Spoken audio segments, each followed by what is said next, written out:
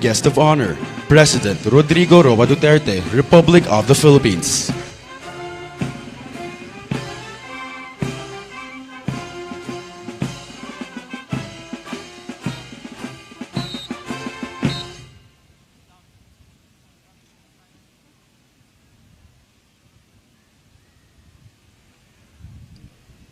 Please take your seats.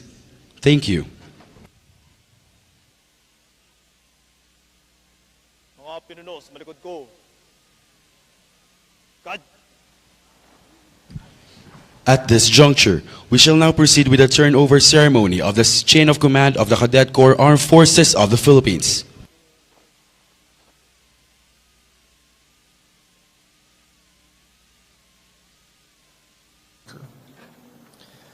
Ladies and gentlemen, President Rodrigo Roa Duterte, President of the Republic of the Philippines and Commander-in-Chief, Armed Forces of the Philippines.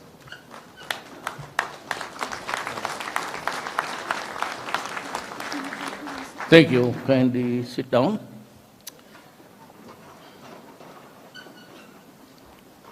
I'd like to begin by just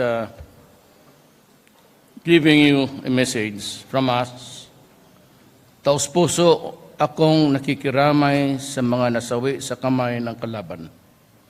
Let me assure the bereaved that the valiant sacrifices of your loved ones will not be in vain.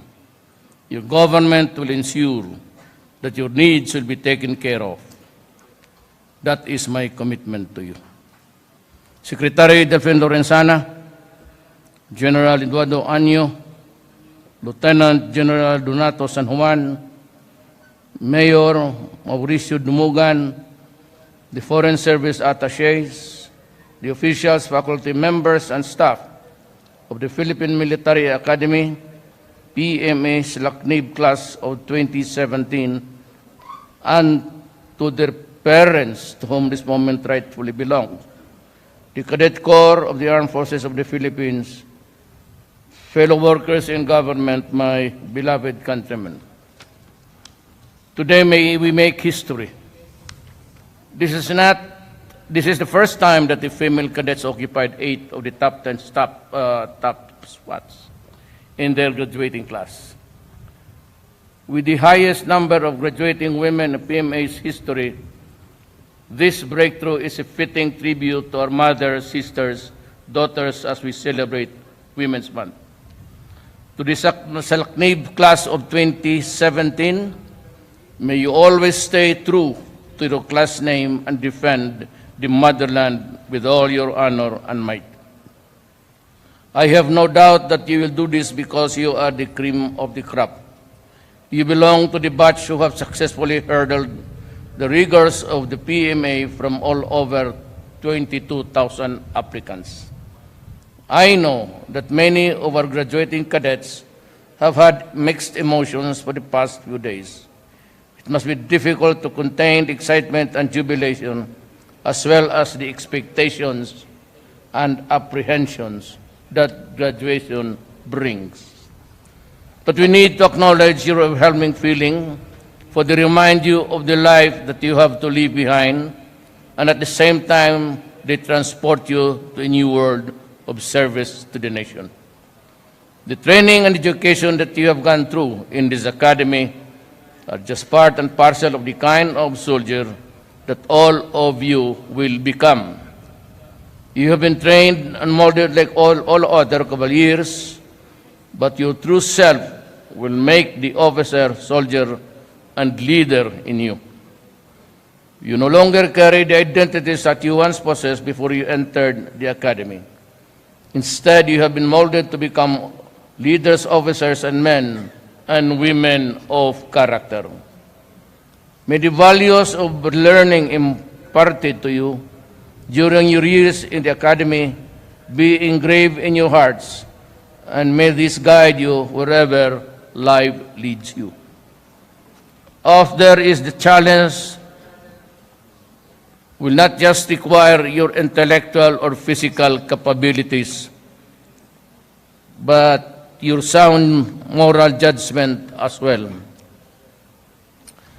I apologize, ma'am. It was not done. Commander, could you give the tikas pahinga? Pakibigay ng tikas pahinga. Tikas! Nga! Ang nagsulat, ma'am, dito, hindi ka sinali. Bugbugin na lang natin. Sabi mo, tikas. Ah.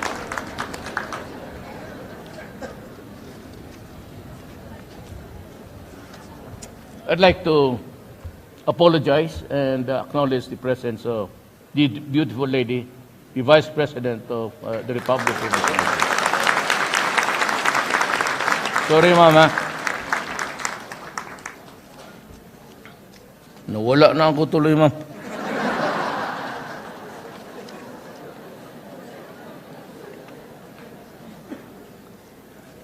It is not only your enemies, but the entire world that will test, tempt, corrupt, and pressure you.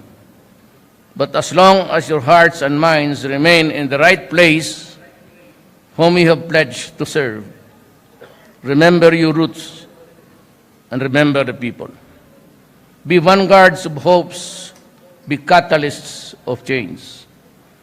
At this point, I'd like to personally thank all Filipino soldiers for your loyalty to the Philippine flag, to those who risk their life and limb to defend this country's sovereignty, as well as those who continue to offer their sweat and blood to fortify the pillars of a great nation that we are presently trying to build.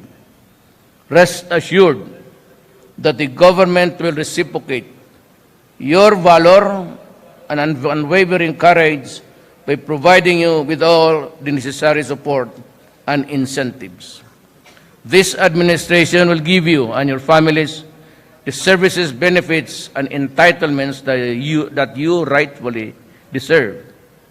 You will be provided with the proper equipment and weapons, particularly body armors, helmets, and rifles, as well as short firearms, so that you can defend yourselves even when you are off duty.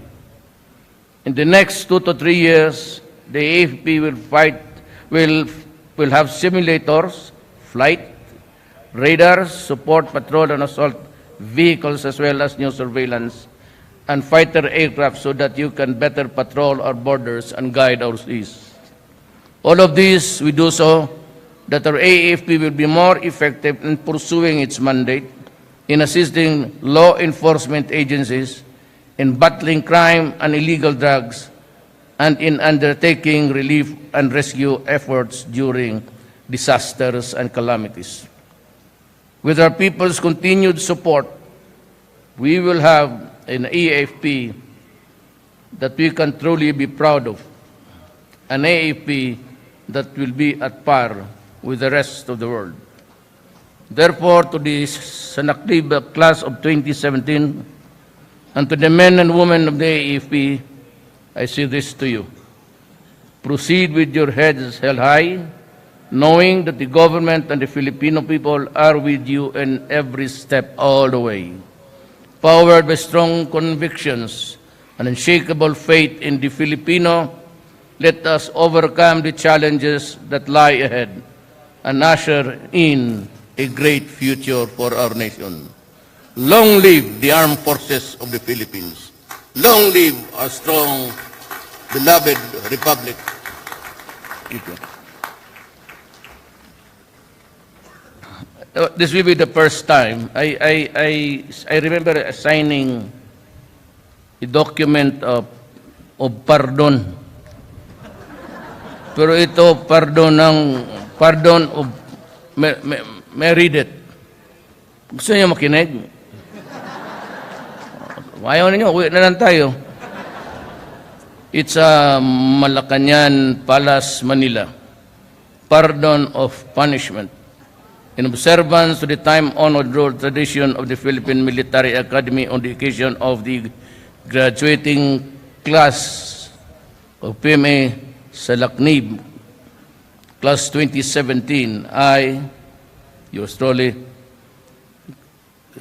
Commander-in-Chief of the Armed Forces of the Philippines, hereby pardon all your outstanding punishments to the Cadet Corps, Armed Forces of the Philippines, as recommended by the Superintendent PMA, effective today.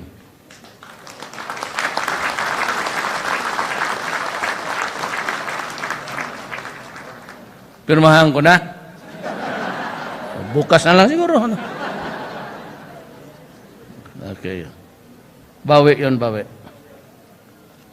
Just be true to your oath of office. Do not pledge loyalty to a person, a human being. It's always to the flag and to the Constitution. Yan ang advice ko, sir. Never propagate or nurture loyalty to a government worker also like you. We are on the same boat. We work for the Filipino. And I sign.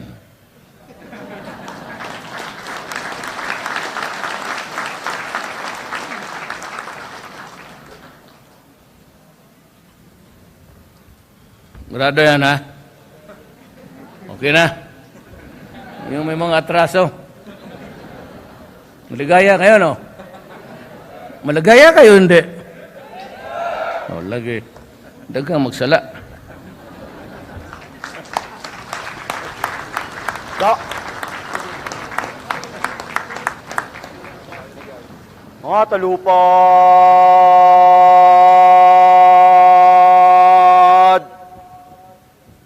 Da.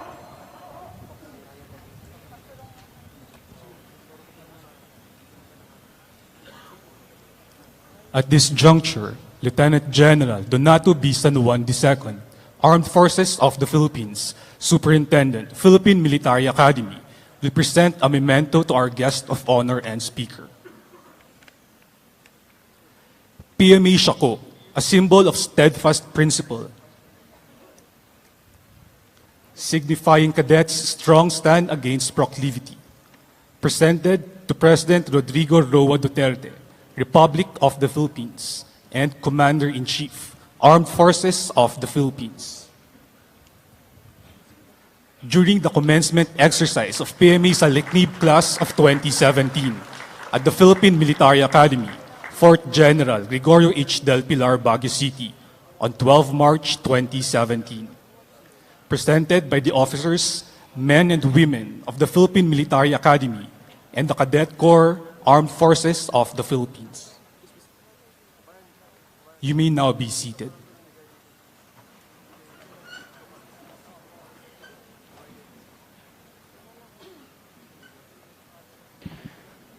At this juncture, the graduating cadets will form the long gray line. Pasulong!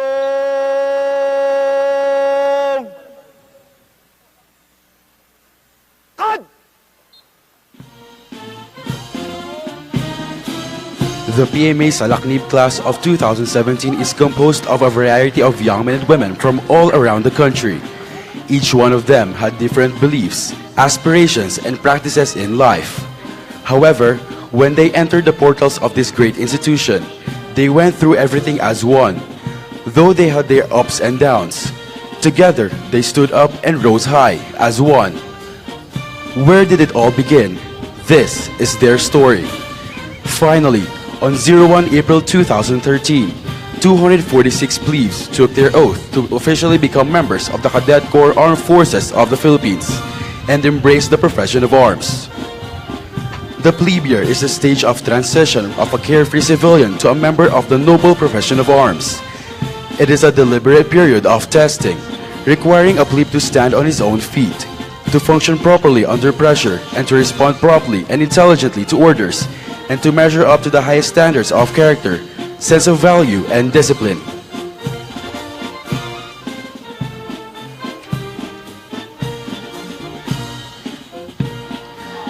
As the PMA Salaknib class of 2017 slowly exits the Corps, they have treasured every lesson that they have learned inside the Academy. In return, they passed on to those who come after them the values and lessons that they had in the same way. Though they are still young, with determination and motivation, They know that they will make it through outside. Their alma mater made them who they are right now, together with the help of their upperclassmen and the officers and employees of the academy.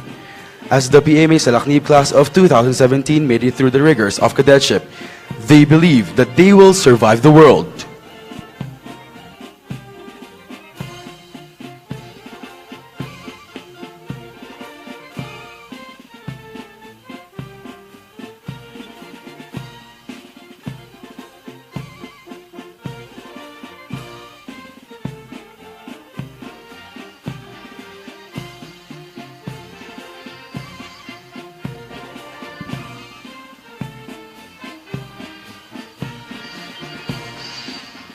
Ladies and gentlemen, the PMA Salaknib class of 2017, sanggalang ay lakas at buhay na alay para sa kalayaan ng inang bayan.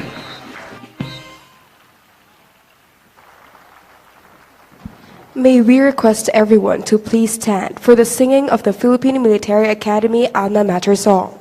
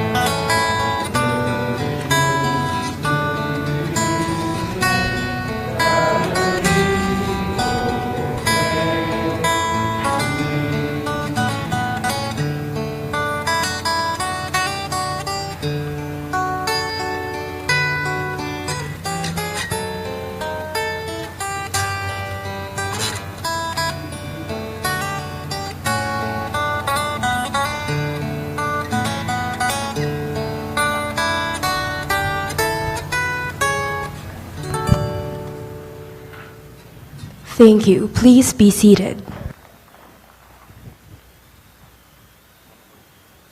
Let us give 3 cheers to those who will be leaving us behind. Hep hep! Hooray! Hep hep! Hooray! Hep hep!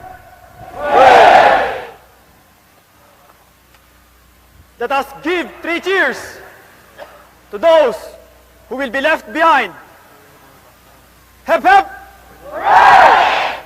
Hep hep! Hooray! Hep hep!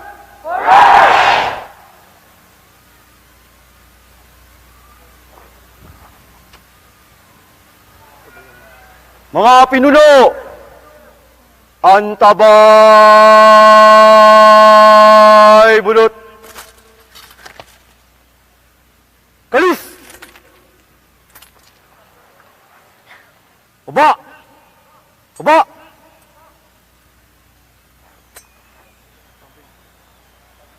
Mga pinuno sa malikod ko, kad!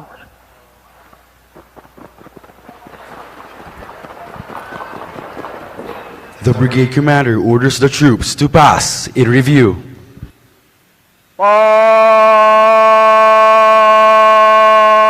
Pasamasid!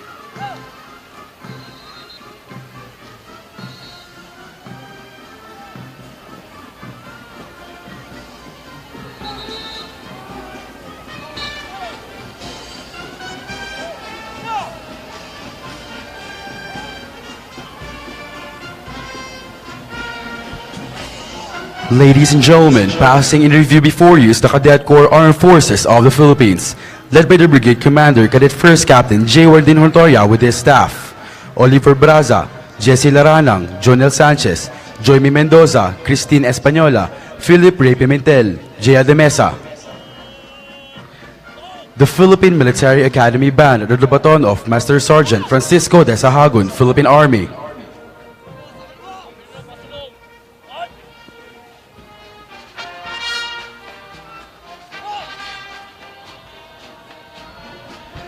First Battalion Commander R.G. Sahurda with his staff, Marijoy Abad, Christian Pasion, Rexler Espinelli, Franco Hilotin, Ariston Yumul.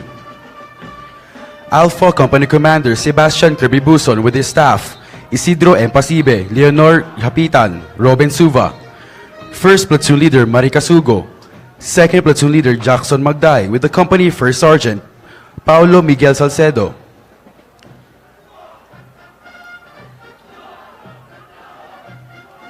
Bravo Company Commander Clifford Clayton Aliguyon with his staff, Ruby Jean Cabang, Kimberly Joyce Makasait, and Mateo Gambe. First Platoon Leader Junrin Taclob. Second Platoon Leader Marcelino Palatao. with the company First Sergeant James Reynal Esquibil.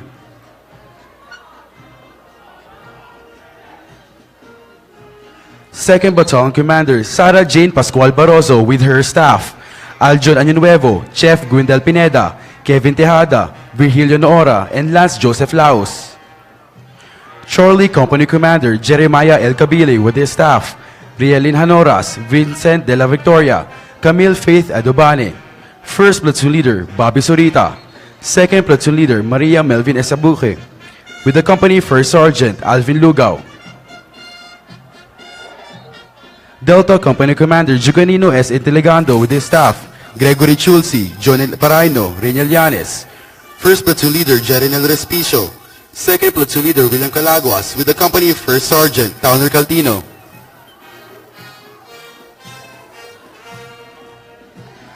As the colors pass in front of you, we request everyone to rise and render the appropriate courtesy. You may sit down after the colors have passed.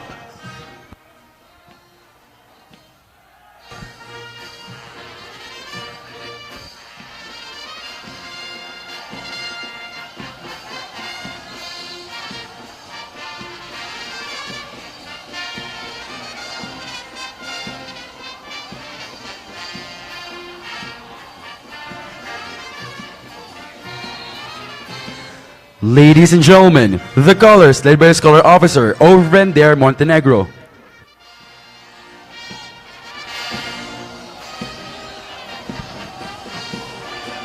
Third Battalion Commander Klein Ray Yango with his staff, Emil Zamoranos, Chana Gonzaga, Daniel Fermin, George Xu, Noel Valdez. Echo Company Commander Alger Aninion with his staff, Francesca Galvez, Mark Joel Manzanades, Blaine Joseph Lango. First Platoon Leader Andrew Pagador. Second Platoon Leader Reynold Pasiwat, with the company First Sergeant Mark Kyle Casinillo. Foxtrot Company Commander Zachary Tunguia with his staff, Ronel Pukyutan, Miguel Escobar, Marion Dian Bambalan. First Platoon Leader Laverne Dolawan.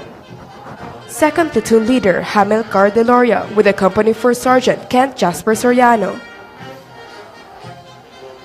4th Battalion Commander Clark Miller Odan with his staff, Jeronimo Rebebes, Ian Lalata, Octavio Calagi, Hiram Morato, Clinton Corbe. Golf Company Commander Marvin Kadungog with his staff, Merlin Gayaden, Jembel Dunate, Mark Encina. 1st Platoon Leader Brilliant Gonzaga. 2nd Platoon Leader Melvin Neri with the company First Sergeant Jerson Balagot. Hawk Company Commander Eli Bel-A Chumacog with his staff, Jude Palmes, Randy Orio Jr., Justin Camarador. 1st Platoon Leader Jim Franz Felizmino. 2nd Platoon Leader Raprap Signapon with the company First Sergeant Domingo Ligutan.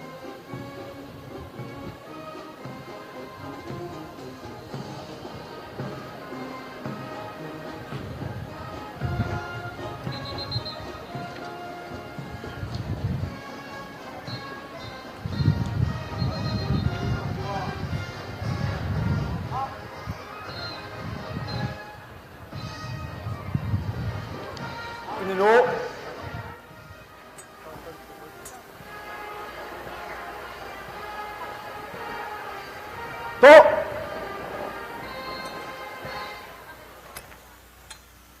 Mahal na Pangulo, tapos na po ang seremonya.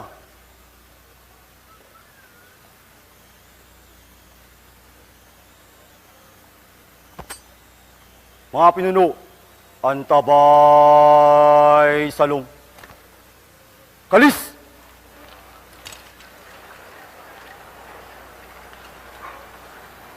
Taas! Saksak! Baba! Mga pinuno, rap sa kanan. Rap! Mga pinuno, pasulong. Kad!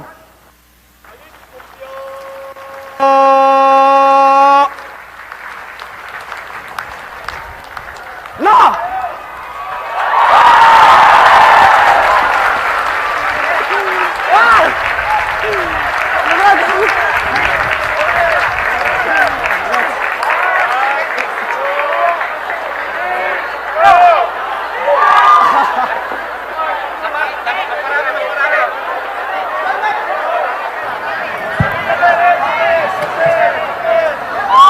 Ladies and gentlemen, that concludes the commencement exercises of the Philippine Military Academy Salaknib Class 2017. On behalf of the Superintendent, Lieutenant General Donato B. San Juan II, Armed Forces of the Philippines, the Commandant of Cadets, Brigadier General Hener P. Del Rosario, Armed Forces of the Philippines, and the Dean of Academics, Colonel Joseph P. Villanueva, Corps of Professors, General Staff Corps. We thank you all for being part of another milestone in the history of the Philippine Military Academy.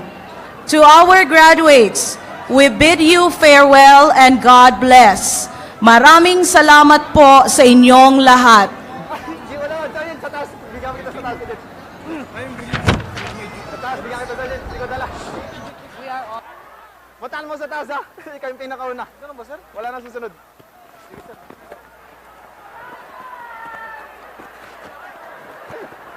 Ay, nandito!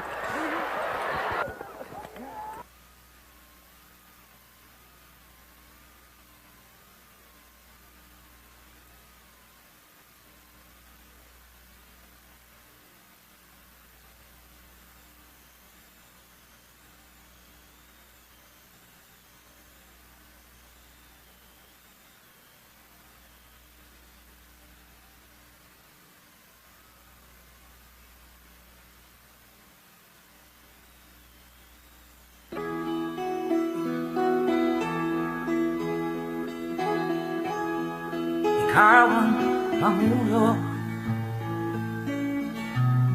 para sa pagbabago.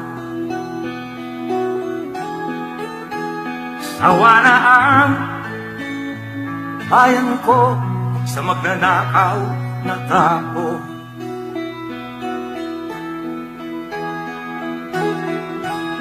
Madilim na kahapon, ikaw ang mag-aahon sa piling mo. Di ko mawawala ang korupsyon.